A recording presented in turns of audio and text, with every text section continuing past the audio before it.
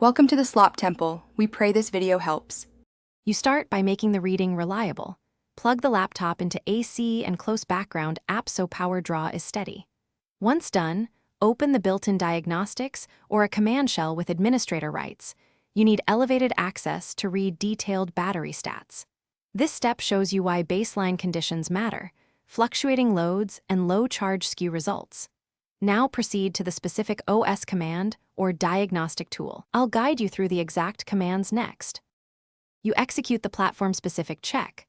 On Windows, run powercug/battery report to generate an HTML summary. Open it to see design capacity, full charge, and recent usage. Then on Mac OS, go to System Report right arrow power to inspect cycle count and condition because design versus current capacity reveals where. For Linux, read values in /sys/class/power supply or use upower-i to fetch capacity and cycle data.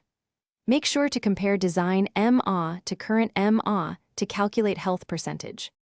You now interpret the numbers. Divide current full charge capacity by design capacity and multiply by 100 to get battery health percentage. This tells you how much capacity remains versus new.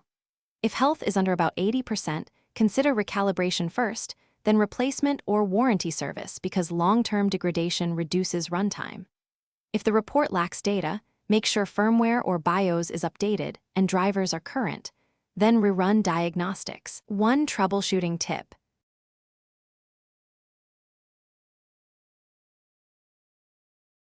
Thanks for watching. Consider subscribing if we helped you.